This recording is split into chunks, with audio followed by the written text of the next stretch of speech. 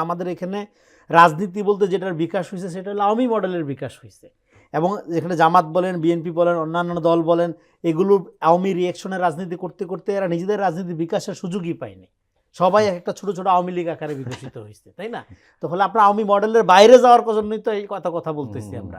তা আওয়ামী মডেলের বাইরে আপনি কিভাবে যাবেন? আওয়ামী মডেলের বাইরে আপনি যাবেন অভ্যুত্থানের যে স্পিরিট, এটাকে আপনি যখন নিজে আপহোল্ড করবেন। আপনি তো ছিলেন, আপনি অভ্যুত্থানের পার্ট, অভ্যুত্থানের কর্তা সত্তা।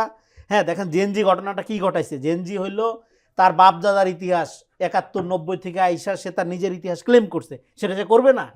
আপনি তো তার মর্যাদা দিতে পারেননি। অভ্যুত্থান নিয়ে গর্ব করেন কিভাবে? আপনি 54 বছরে এমন এক রাজনৈতিক কাঠামো গড়ে তুলছেন, আপনি আপনার বাচ্চাদের সেভ করতে পারেন না, তাদের গুলি খেয়ে মরতে হয়। এটা কোনো দেশ হইলো? এটা কোনো রাজনীতি হইলো? এটা যদি বলে এটা শুধু বোধহয় ফিলিস্তিনের গাজা। হ্যাঁ, এটা আমি বারবার বলছি, ফিলিস্তিনের গাজা স্ট্রিপ ছাড়া আর পৃথিবীর কতবার বলবো এক কথা আর বারবার। হ্যাঁ, তো এটা তো মনেই করা যায় না, এটা তো মনে হইলে মেজাস্টিক রাখা যায় না যে এইভাবে আমরা আমাদের বাচ্চাদের হারাইছি। এটা তো কোনো গর্বের বিষয় না, লজ্জিত হওয়ার বিষয় আমাদের। তারপরেও আমরা এই বাচ্চা পোলাবানদের পিছনে লাগে। কি কোন যুক্তিতে, কোন আক্কেলে আপনি, কোন রাজনৈতিক প্রজ্ঞায় আপনি এদের বিরুদ্ধে কথা বলেন? এদের 1000টা ভুল থাকতে পারে। আপনি রাজনীতি প্রবোজ করবেন, সেই রাজনীতিটা হবে অভ্যুত্থানের পরে বাংলাদেশটা আপনি গঠন করবেন। এখন বিকাশের সময় আপনি ঝগড়া করে বিনাশ করেন। এই যে কয়দিন আগে বিএনপি, জামাত, শিবির, ছাত্রদল কি শুরু করছিল দেশে, শুরু করছিল। আর এই যে পুরো আইন শৃঙ্খলা অবস্থাটা দেখেন, পুরো সামাজিক অবস্থাটা দেখেন, অস্থিরতার দিকে চলে গেছে। হ্যাঁ, সেনাপ্রধানেরা এসে কড়া ভাষায় বলতে হইলো তারপরে আইসা। কিন্তু সেনাপ্রধানের একটা বডি ল্যাঙ্গুয়েজ তো এরকম হওয়ার কথা না, এটা তো দেখতেও ভালো শোনায় না। কিন্তু এটা কেন এই জায়গায় গেল? আপনাদের শত্রু কি আপনারা জানেন, আপনাদের ক্যাপাসিটি কি আপনারা জানেন, আপনাদের 54 বছরের ফেলোর কি আপনারা জানেন। তারপরেও আপনারা রিয়েলাইজ করেন না কেন? আপনার একটা প্রোডাক্টিভ রাজনীতি লাগবে রে ভাই। বাংলাদেশে এখন রাজনীতিটা কি হবে?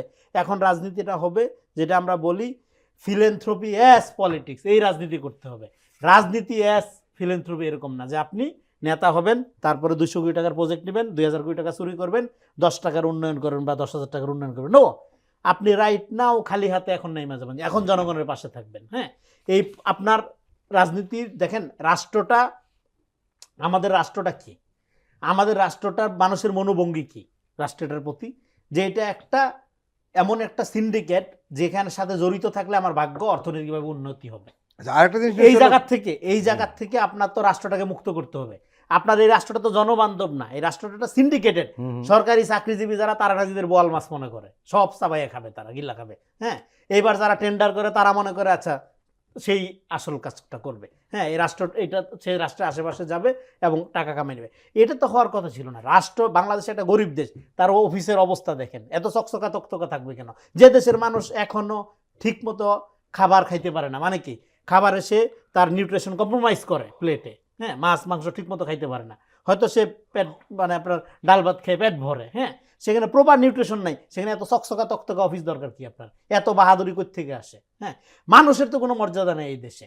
মানুষের মর্যাদা নাই সে দেশে সরকারের এত চকচকা তকতকা অবস্থা থাকার দরকার নেই, এত গর্বের তো আপনার দরকার নেই। হ্যাঁ, এডুকেশনের, আপনার বাংলাদেশের এডুকেশন ব্যবস্থা দেখেন, এক বুয়েট ছাড়া, আমি পৃথিবীর বহু দেশে আমার যাওয়ার সুযোগ হয়েছে, এক বুয়েট ছাড়া আর কারো কোনো একাডেমিক মর্যাদা নেই, কেউ গুণেই না, পাত্তাই দেয় না। তো আপনি খালি গর্বে গর্বিত হয়ে যান। এই মিথ্যা গর্ব তো আপনাকে জাতিগতভাবে সারা দুনিয়ার আপনার স্টেক নামাই দিছে।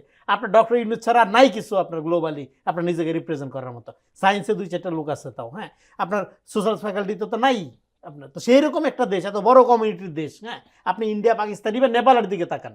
নেপালে ওয়েস্টার্নের ভূখণ্ডে নেপালের সিটিজেনরা কি ভূমিকা পালন করে, শ্রীলঙ্কানরা কি করে, আর আপনার বাংলাদেশিরা কি করে? হ্যাঁ, আপনার তো কোনো মানব সম্পদ ডেভেলপ করেন নাই। আপনি ডেভেলপ করছেন কিছু আপনার নন স্কিল লেবার, কিছু ডেভেলপ করছেন যারা পশুর মতো কাজ করে এবং মারা গেলে তার লাশটা ঠিক মতো এই দেশে এসে পৌঁছায় না।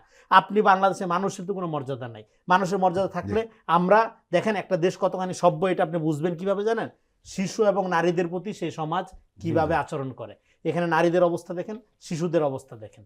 একটা বাচ্চারা আপনি ছেড়ে দেন, রাস্তা 10 মিনিটের মধ্যে মরে যাবে, তারা সেভ করার কেউ নেই। আপনি ওয়েস্টার্ন একটা এজেন্সি একটা বাচ্চারা ছেড়ে দেন, হ্যাঁ, সমস্ত গাড়ি দাঁড়াই যাবে ওর জন্য, ও আগে যাবে পরে গাড়ি যাবে, কোনো সমস্যা নেই, তার সেফটি আছে। হ্যাঁ, আপনি একটা নারী দেখেন, সন্ধ্যার পর একটা নারী ঠিক মতো যাইতে পারবে কিনা? হ্যাঁ, তো আপনার এই হলো আপনার সমাজ। তো সেখানে আপনার পুরা সমাজের একটা পুনর্গঠন লাগবে। সংস্কার তো ভাই হবে না, সংস্কারের কিছু এখানে যে জায়গায় গেছে দেশটা, আপনার একটা পুনর্গঠন লাগবে। এই জন্য একটা সম্মিলিত ঐক্য, যেটা আপনি 5 তারিখে দেখাইছেন অলরেডি, সেখান থেকে আপনি পিছনে ফিরেন কেন?